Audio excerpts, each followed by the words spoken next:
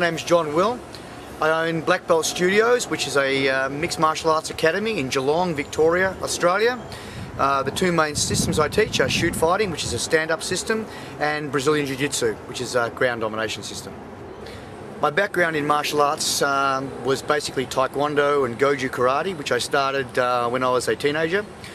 Once I finished my high school in Australia, that's year 12, I left Australia to travel through Indonesia and Thailand, where I studied Thai boxing in Bangkok, Pencak Silat, all through Indonesia. And then I went further abroad to the States, trained with people like Benny Urquidez, Benny the Jet, kickboxers over there, got into the submission grappling with some Brazilians, travelled further abroad to Brazil, hence the Brazilian Jiu-Jitsu. What I do now is basically a hybrid of all of those different systems, although the focus is mainly on cutting-edge stand-up material combined with the BJJ. My living is basically teaching military, policing, law enforcement groups. I do 80 or 90 seminars a year around at different martial arts schools, teaching professional instructors. Plus, of course, I'm there 5 nights a week at my school in Geelong.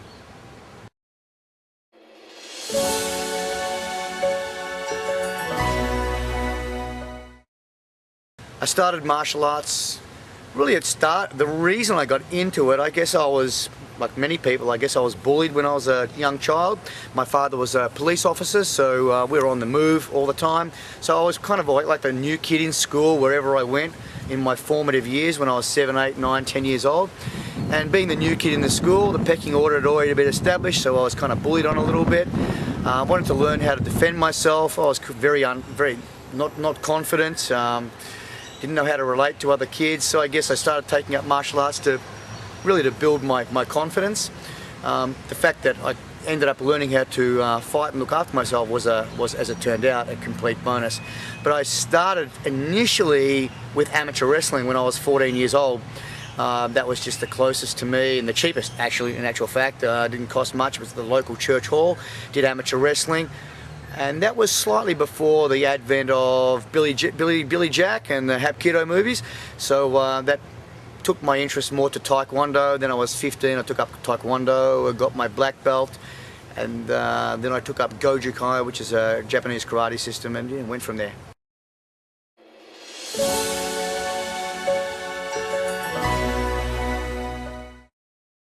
As far as the future goes, I think that where I continue to follow my passion rather than be in it to make money. I am in it to make a living. I do make a good living.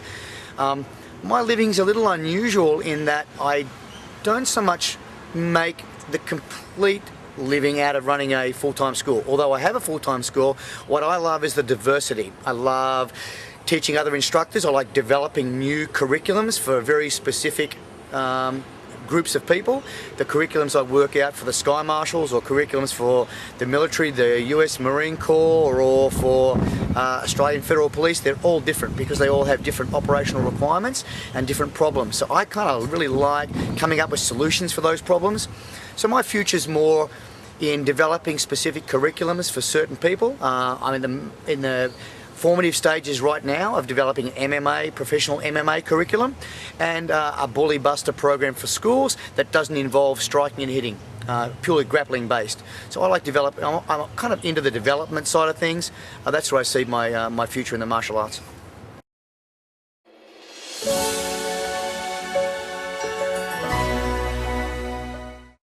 Some of my role models, I guess, well, some of my early role models most people wouldn't have heard of. They're people, obscure people living in Southeast Asia, but I had some fantastic teachers over there, people that I came to know over years and years of training in Bali, in Java. Just people who embrace life. They had a very complete, very holistic view of what martial arts was about. It wasn't just about the fighting, although that was their stuff was no nonsense. It was they were happy with their life. They were very loving, very family oriented people. That rubbed off on me. As far as people that may be more well known, Richard Norton was certainly a big influence for my the way I teach, the way I present martial arts. I guess Richard taught me a lot of things. One of the things he taught me, I guess, was that you have to inspire people before they'll listen to you. So being an inspirational teacher, someone that makes people sit up and open their eyes, is something that he taught me how to do that.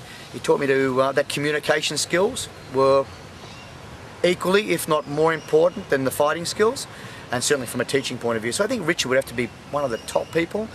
The Machado brothers, in particular Hegan Machado, such a gentle, loving nature. One of the best, if not at one point the best grappler on the planet, best submission grappler. Very, very influential. Just the way his thought processes, the way he approaches his grappling, his love and his passion for it, his deep understanding of it. I think he's one of the most influential people in my life. Then there's been other people that have influenced me in a different way. Fariborz Arzak for his professional approach to the business of martial arts has helped take me to another level, which I probably would have never have achieved.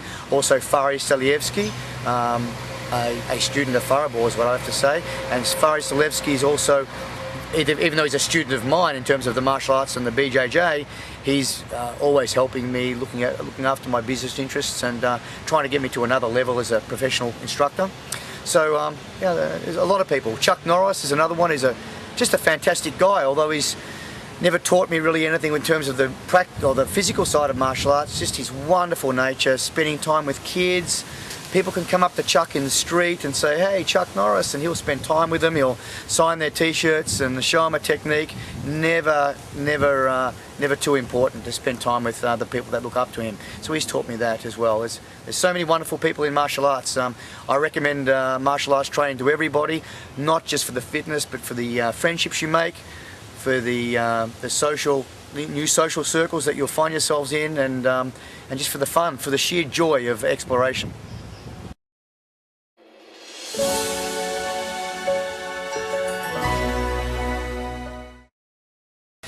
Some of my best memories in the martial arts, well, I guess my first black belt. When you get your black belt, that's hard to beat. I mean, irrespective of what style you're training, when I got my Taekwondo black belt, I thought I was 6 foot tall and bulletproof.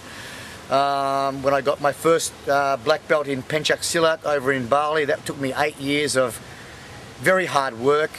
In fact, they weren't going to give it to me until they said, "You've got to come over and place in the World Championships in Jakarta in 1982. I thought, well, I haven't got much of a chance of placing, but I'll give it a shot. I was very passionate. I was very fit. So I went over there. I competed in 1982 in Jakarta. There were 14 countries competing in full contact. And I must have been lucky that day. I won it. And after winning that, they begrudgingly gave me my black belt for that style. That was a big day. The black belt meant much more to me than winning the world title. So that was a huge day for me. I was the first Caucasian to get their black belt in that particular system, which was known for very hard training in Bali, actually. It's called Bhakti Nagara, which means devotion to country. So I got my black belt there. That was a big, big moment. When else? I guess obviously my black belt in BJJ was a big one. It took me 9 years when all the Machado brothers were there for that presentation. Got my black belt in BJJ. That was a great day, and I was surrounded by good friends. Like one of my best friends, David Meyer, was there. That was just fantastic to have a great day. And after that day, we went down to the pier down at the beach, and I remember having lunch, and David told everyone that walked by our table, he got his black belt today. I was kind of, there I am, a 40-year-old adult grinning from ear to ear, so it was kind of funny. That was a great day. That was some of my best, I have to say, even though, it is martial arts related. My wife is a fantastic martial artist, and meeting her was one of the best things that's ever happened to me. And also, I would have to say, if I go back to one of the earlier questions, who's influenced me the most, I would have to say she would be one of the most influential people in my life. My wife, I kind of haven't told her that enough, and we don't tend to do that stuff. But my wife mellowed me out. She's such a nice, sweet, loving person. I guess some of that rubbed off on me, and I'm a nicer person than what I used to be. So marrying her, that was one of the best days of my life as well. In martial arts, what else? Getting an award from Chuck Norris just this year for contribution to martial arts in Las Vegas, up there in front of 1,000 people at his banquet, and he made that presentation. So that was a big thing too. Yeah, there you go. There are a few highlights.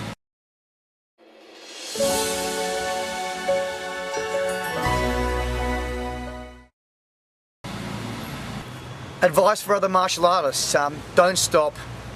Don't lose contact with the passion. I mean, keep harking back to the passion that got you started. You know, we're all excited when we were 14 or 10 or 21 or 30 or 40 when we first became impassioned about martial arts. What was that gave us that passion? Because that passion and that desire, that's what fuels us. And you need to be inspired to follow those dreams. And I see a lot of martial artists run out of that. They get into the nitty-gritty of martial arts. They may even get to the point where they make it a business, and then they're at work and they're at the daily grind.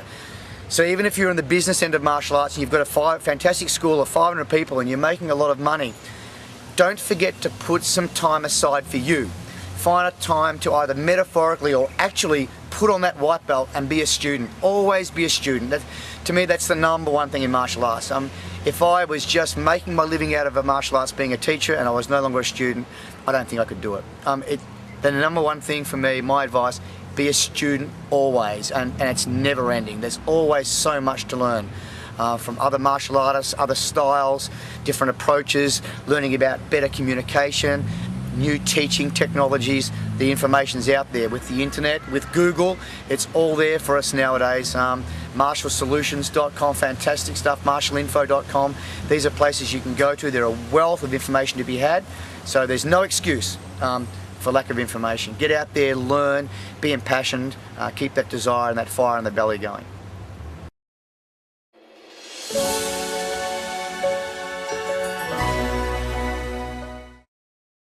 I think that one of the things in martial arts that seems to be missing quite a lot is people don't, they often forget where they come from. I remind people to always keep in touch with your roots, and it doesn't matter whether you're the world MMA champion now, but hark back to when you were a kid.